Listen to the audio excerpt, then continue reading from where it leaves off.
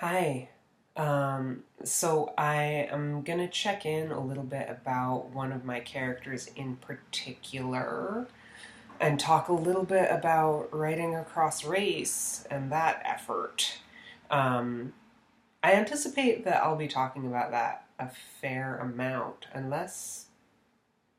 No, I just will be. I was gonna say, unless you tell me not to, or you tell me that you really want to hear about other stuff. But inevitably, it is going to be part of the work for me. So, um, so the story, the like thumbprint sketch of the story is there's a white trans man in the antebellum South. He's in love with a woman who's enslaved by his family. His family tries to force him into a marriage, a cis heteronormative marriage, and he runs away and he leaves the girl there. That's yeah, that's Act One. So, so a lot of my work, a lot of my research and emotional work has been to try to figure out. Of course, I'm ambivalent about it. I'm concerned that telling a story that has a white protagonist at all that's like set up in this era and has this content might not be ethically defensible. Um, but it is, also something that was given to me really clearly and that I feel really drawn to do. So here we are. So the part that feels edgiest, most challenging, most important to get right for me is, of course, when I'm talking about the realities of enslaved people. So, how have I been coming at that? So, I've been doing a lot of reading, a lot of research of that nature, and that's been very humbling and like disorienting that there is all of this material about the experience of slavery that just I could have chosen not to ever come into contact with. Um, I've read a few slave biographies, autobiographies. Um, I've read some scholarly work by Ken Blassingame. I've read some fiction. I just finished Beloved. Um, yeah, and so things like um, the extreme proximity of Africa in some of the slave experience, um, the real range in levels of hopelessness or ambition among enslaved people. Um, the fact that there were these extremely elevated, uh, like ritualistic, sadistic things that were done to slaves that were replicated, that were widely practiced. Um, all of this is stuff that I hadn't ever really had to think about. So, writing a character who is like living inside of that is, of course, intimidating and in some important ways not my work to do, right? Um, but these characters are part of my story and I need to try to do justice towards them as much as I can. Um, I also reread the Alice Walker book of essays, In Search of Our Mother's Gardens.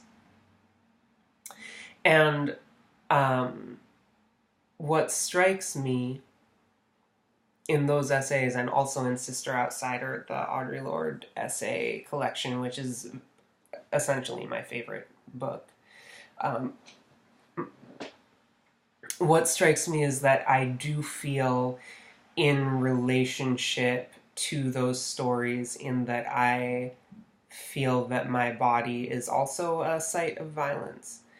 Um, and I know that my experience is that, nothing's ever happened to me that's anything like being enslaved.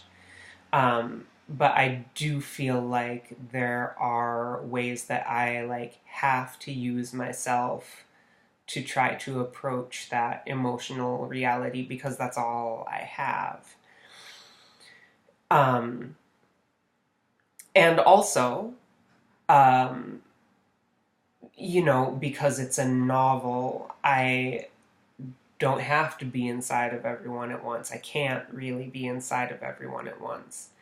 And something that I am, something that's been troubling me a lot is how the dynamic between the protagonist and the woman, I don't know if he's a protagonist.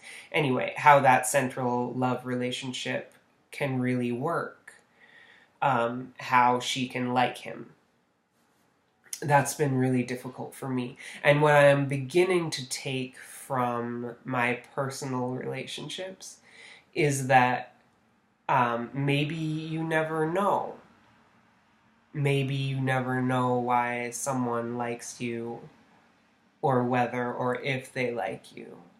Maybe there is like an insecurity, um, a fear that becomes a turning away, that perhaps the person who you love or believe you love is only there because you have some sort of power over them.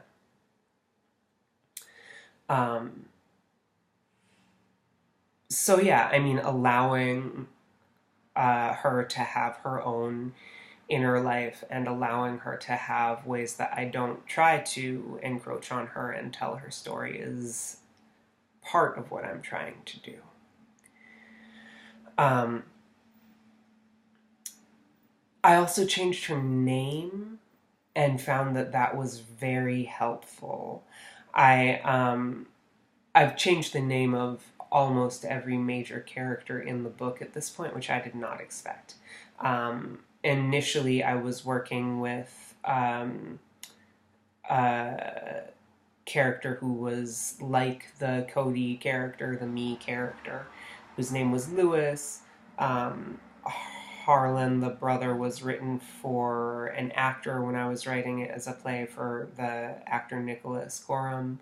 And so Nicholas was the character's name as well. Um, and the love interest name was Sarah.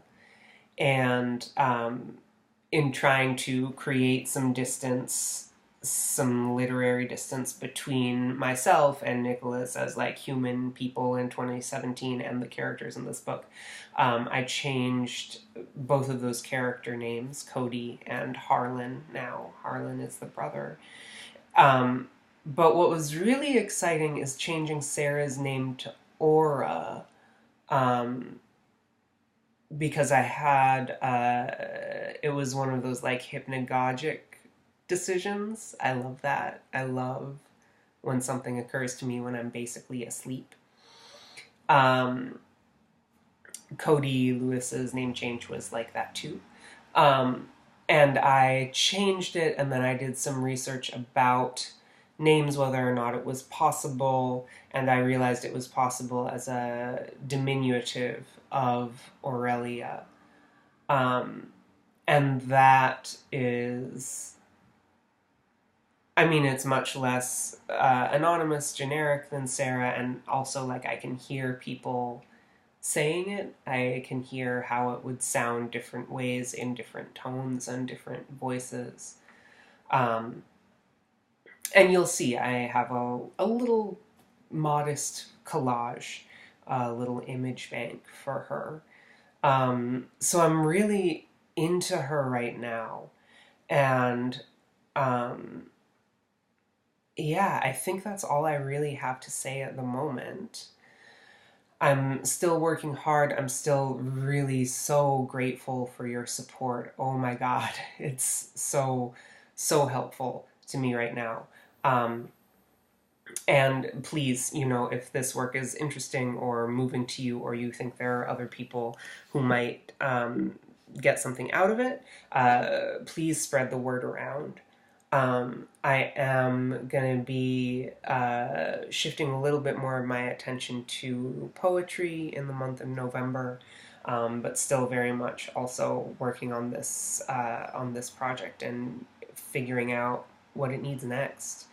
Um, Please message me or comment with any questions, and know that I'm really, really grateful for you and for this connection with you. Thanks.